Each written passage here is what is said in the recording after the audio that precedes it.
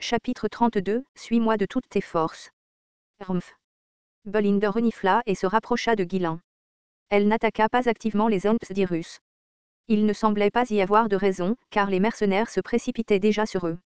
En fait, elle pensait qu'elle ne pourrait gêner Guilain que si elle intervenait dans le combat. Elle resta silencieusement sur ses gardes, prévoyant de sortir Guilain au cas où les choses deviendraient vraiment dangereuses. Woa! Rugissait aimant. Alors que les mercenaires chargeaient en masse, les Ontsdirus commencèrent à être repoussés. Chaque mercenaire n'était peut-être pas fort individuellement, mais avec plus d'une centaine d'entre eux, leur nombre faisait la différence. Les mercenaires envahirent les Ontsdirus, attaquant chacun avec des dizaines d'hommes simultanément. Rugissait aimant. Les Ontsdirus, tailladés et attaqués sans discernement, commencèrent à s'effondrer un par un, crachant un liquide noir en tombant. Boum! Arg! Bien sûr, les mercenaires n'étaient pas non plus indemnes. Chaque fois qu'un Entdirus balançait son bras, les mercenaires qui ne parvenaient pas à bloquer correctement étaient projetés au loin. Rugissait aimant. Un Entdirus, après avoir repoussé les mercenaires devant lui, leva son pied massif pour piétiner un mercenaire tombé. Il prévoyait de l'écraser entièrement. Non, non. En voyant l'ombre gigantesque se profiler au-dessus de lui, le mercenaire hurla de terreur. Sentant sa mort imminente, il ferma les yeux. Boum! La douleur attendue ne vint jamais, à la place, il entendit un bruit sourd. Le mercenaire ouvrit légèrement les yeux. Devant lui se tenait Guilain, retenant le pied du Entdirus avec son épée massive. Hein? Que quoi? Et, tu vas bien? Oh oui. Merci. Roaer. Gramble. Alors que le Dirus Ent enragé appuyait de toutes ses forces, les pieds de Guilain furent repoussés, le sol sous lui commençant à s'effondrer. Sors d'ici rapidement. Oh oui, monsieur. Le mercenaire répondit précipitamment et roula en sécurité. À ce moment précis, Guilain tordit son corps et retira son épée à deux mains. Le pied du Dirus Ent s'écrasa sur le sol avec une force énorme. Boum! Guilain reprit rapidement sa position et balança férocement son épée. Slash! Son épée à deux mains trancha facilement la cheville du Dirus Ent. Roaer! Le Dirus Ent poussa un cri douloureux et tituba, son pied maintenant sectionné. Sans s'arrêter, Guilain frappa sans relâche le corps du Dirus Ent. Slash! Slash! Slash! Le mercenaire, qui avait échappé de justesse grâce à Guilain, le regarda avec admiration, les yeux écarquillés d'incrédulité. Le style de combat de Guilain ne ressemblait à aucun chevalier ou noble qu'il ait jamais vu. Il était sauvage, impitoyable et d'une brutalité dérangeante. En fait, son combat ressemblait davantage à celui de mercenaires ou de bandits qu'à celui de chevaliers. C'était tellement effrayant, mais tellement fort. Pendant que le mercenaire restait abasourdi, perdu dans l'admiration, Guilain avait déjà réduit le Dirus Ent en un tas de restes déchiquetés et s'était dirigé vers une autre cible. Grâce à Guilain, qui s'élança à travers le champ de bataille, abattant les Dirus Ents à gauche et à droite, leur nombre diminua rapidement. Roaer! Bien que cela ait pris un certain temps, finalement, tous les Dirus Ents étaient tombés. Et nous avons gagné. Les mercenaires, essoufflés, s'effondrèrent au sol, épuisés. Cependant, personne ne se réjouit de la victoire. Tout le monde resta silencieux, les yeux fixés sur Guilain, qui se tenait les yeux fermés et la tête légèrement relevée. Boum! Lorsque Guilain se retourna et planta son épée à deux mains dans le sol, les mercenaires tressaillirent. Ils avaient été submergés par la force pure de ses prouesses au combat. Pour eux, Guilain n'était plus seulement un jeune noble mais un guerrier redoutable. Guilain scruta le groupe avec une expression stoïque. Il semblait toujours abasourdi. Avez-vous tous apprécié le spectacle? Les mercenaires baissèrent la tête, incapables de dire quoi que ce soit. Bien qu'ils soient payés pour le travail, ils avaient été si terrifiés qu'ils avaient envisagé de fuir. Dans cette situation, même si leur employeur les avait décapités, ils n'auraient pas pu se plaindre.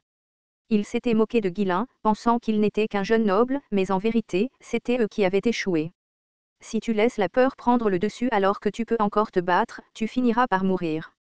Il avait dit la même chose une fois, il y a longtemps, à un soldat effrayé lorsqu'ils avaient rencontré des orques. Comme alors, Guilain avait délibérément combattu seul sans faire appel aux mercenaires. Que le but soit la survie, l'argent ou la croissance personnelle, se battre de sa propre volonté était essentiel. Instiller la confiance qu'il pouvait se battre. Arriver le premier à l'endroit le plus dangereux. Démontrer une force écrasante qui rendait l'impossible possible. Tel avait toujours été son rôle. C'était pourquoi, dans sa vie précédente, tous les mercenaires lui avaient fait confiance et avaient suivi son exemple.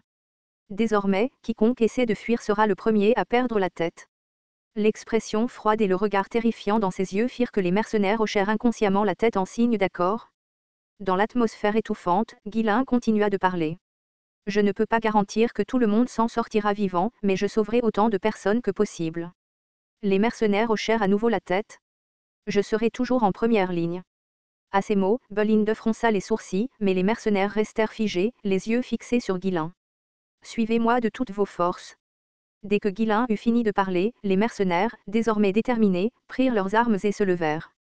Bolinde fut un peu surprise de voir Guillain prendre le contrôle des mercenaires. L'atmosphère a complètement changé tout d'un coup. Récemment, Guillain avait agi de manière détendue et enjouée. C'était bien mieux que son attitude irritable d'avant, mais il n'avait jamais affiché le comportement pesant commun aux autres nobles. C'est peut-être la forêt des bêtes qui le rend tendu. Il se sent un peu différent, cependant. Les mots de Guillain figèrent complètement les mercenaires. Sa performance dans la bataille avait gagné leur attention inébranlable. Il n'était pas surprenant qu'ils soient choqués. L'homme qu'il avait rejeté comme un simple garçon avait soudainement pris le contrôle de la situation. Pourtant, Guillain, comme s'il n'avait pas été si sévère, se déplaçait maintenant, aidant au traitement des mercenaires et leur tapotant les épaules, faisant des blagues. Je n'arrive vraiment pas à le comprendre. Est-ce qu'il a plusieurs personnalités ou quelque chose comme ça? Après l'avoir vu pendant si longtemps, même Bolinde avait trouvé impossible de définir qui était Guillain maintenant. Il avait changé si soudainement un jour. Après avoir soigné les blessés et s'être brièvement reposé, le groupe reprit son travail. La seule différence était que les mercenaires, qui avaient été négligents au début, se déplaçaient maintenant rapidement et efficacement. Récupérer un peu de leur écorce intérieure si nécessaire. Pourquoi? Pourquoi prenons-nous ce truc? Les mercenaires hésitaient, incapables de comprendre l'intention de Guillain. Pourquoi collectait-il la chair d'un monstre? Nous l'utiliserons pour fabriquer des vêtements résistants au feu ou des équipements de lutte contre les incendies, expliqua Guillain. En entendant son raisonnement, les mercenaires hochèrent la tête en signe de compréhension, certains laissant même échapper des murmures d'admiration. Ah, c'est logique. Il bloquait assez bien la chaleur et éteignait rapidement les flammes. Oui, si nous l'utilisons correctement, cela pourrait être utile. Les mercenaires se rendirent compte que le matériau était effectivement efficace pour éteindre ou résister au feu. Fabriquer quelque chose pour bloquer la chaleur pendant un incendie s'avérerait utile. Alors que Guillain regardait les mercenaires dépouiller consciencieusement l'écorce interne, un sourire satisfait apparut sur son visage. Ce sera très utile. Selon les archives de sa vie antérieure, la peau d'un Entdirus pouvait résister à un sort de feu jusqu'au 4e cercle. Selon la façon dont il était utilisé, le matériau pouvait donner des résultats formidables. Guillain avait déjà prévu comment il allait l'utiliser. Nous n'avons pas besoin de tout prendre. Nous pourrons revenir plus tard et en récupérer davantage. Comme personne d'autre ne s'était aventuré dans cet endroit, il pourrait revenir le chercher après avoir dégagé le chemin. Après avoir récupéré une bonne quantité d'écorce interne, les mercenaires ont empilé les cadavres des Dirus Ents à un seul endroit et ont repris le nettoyage du chemin. Le premier jour, rien d'autre de notable ne s'est produit. Mais à partir du deuxième jour, les monstres ont commencé à attaquer constamment. Le troisième jour, les mercenaires ont pleinement réalisé que cette forêt était bien plus un cauchemar qu'ils ne l'avaient imaginé. Merde! Cet endroit est fou. Quel genre de forêt a une réserve infinie de monstres? Nous n'avons même pas le temps de nous reposer. Les mercenaires en avaient assez de l'assaut incessant des monstres. Dès le début, ils savaient qu'ils devraient combattre des monstres en entrant dans la forêt des bêtes. Mais ils s'attendaient à ce que cela soit dans ce qu'ils considéraient comme raisonnable. Je n'avais aucune idée que ce serait comme ça. L'un des mercenaires marmonna, et les autres à proximité hochèrent la tête en signe d'accord. Les monstres qui vivaient dans cette forêt étaient bien plus gros et plus forts que ceux de l'extérieur. Le genre de monstre que 6 mercenaires environ pouvaient normalement abattre à l'extérieur nécessitait ici un nombre bien supérieur. Non seulement les monstres de la forêt des bêtes étaient plus forts, mais ils avaient aussi des apparences grotesques et bizarres qui laissaient même les mercenaires chevronnés perplexes. Il y avait toutes sortes de créatures étranges, au point qu'une plante géante mangeuse d'hommes semblait presque mignonne en comparaison. Le plus gros problème, cependant, était que les attaques semblaient ne jamais avoir de fin. Je veux juste dormir un peu. Pendant 3 jours, les mercenaires n'avaient pas pu dormir correctement. C'était parce que les monstres attaquaient à toute heure, jour et nuit. Et ce n'est que la périphérie. Qu'est-ce qui se passe au fond? Un mercenaire laissa échapper un rire amer en marmonnant pour lui-même. Bien que 3 jours se soient écoulés, ils n'avaient pratiquement pas parcouru de distance. Il leur fallut beaucoup de temps pour dégager le chemin, et les combats incessants contre les monstres les retardèrent constamment. Si les lisières extérieures de la forêt étaient aussi mauvaises, ils ne pouvaient même pas imaginer quel genre de créatures terrifiantes vivaient plus profondément à l'intérieur. Les mercenaires comprirent enfin pourquoi personne n'avait jamais tenté de défricher cette forêt auparavant. Ce n'était pas quelque chose qu'un seul domaine pouvait gérer. Cela nécessiterait l'implication d'une nation entière. Pourtant, grâce à notre employeur qui a démantelé les monstres, les dégâts n'ont pas été trop graves. Pas vrai? C'est comme s'il n'avait même pas peur. Comment est-il même capable de faire ça? Les mercenaires n'avaient pas d'autre choix que d'endurer, peu importe à quel point ils étaient épuisés ou effrayés, tout cela à cause de Guilin. Comme il l'avait déclaré, il se tenait toujours en première ligne de la bataille. Bolinde et Gillian ont essayé de l'arrêter plusieurs fois, mais il n'a jamais écouté. Comme il était toujours en première ligne, il était naturel que le risque auquel il était confronté soit le plus grand. Pourtant, Guilin se précipitait en avant chaque fois qu'un monstre apparaissait, minimisant les dégâts causés aux mercenaires. Parfois, l'employeur est plus effrayant que les monstres. Quand il se bat, il est comme un véritable démon. Même ainsi, grâce à lui, d'innombrables vies ont été sauvées. Sans lui, nous serions tous morts à l'heure qu'il est. Au fil du temps, les mercenaires ont commencé à être véritablement émus par Guilin. Peut-être que nous sortirons vraiment d'ici vivants. Il semble que tout ce que nous ayons à faire soit de suivre l'employeur. Même si chacun avait des pensées différentes, ils étaient tous d'accord pour dire que Guilin faisait de son mieux dans le combat. C'était la force motrice qui faisait avancer les mercenaires. Roar. Ah. Sauve-moi.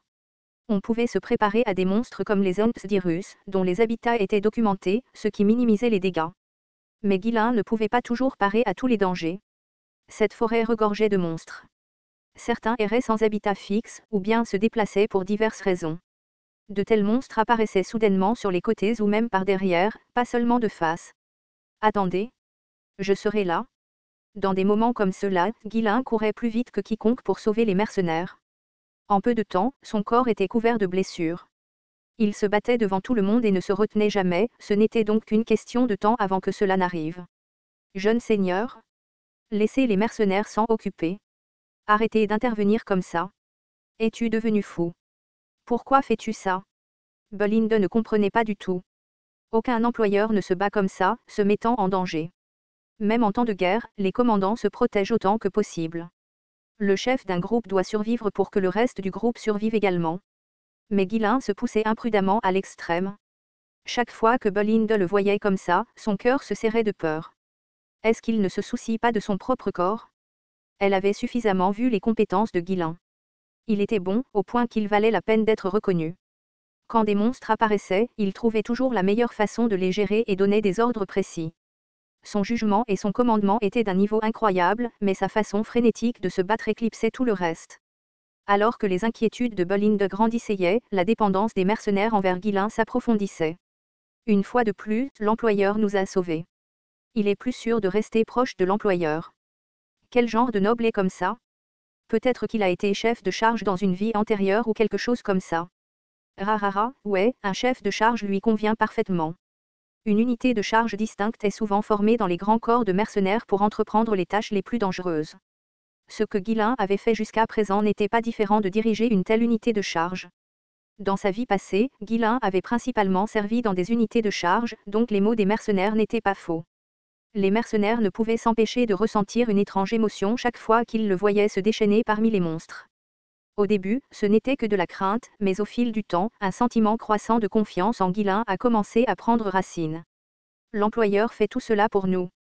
Tout le monde hochait la tête à chaque remarque de quelqu'un. Les mercenaires étaient considérés comme l'une des professions les plus basses. L'idée qu'il était des gens méprisables qui vendaient leur vie pour de l'argent était profondément ancrée dans leur esprit.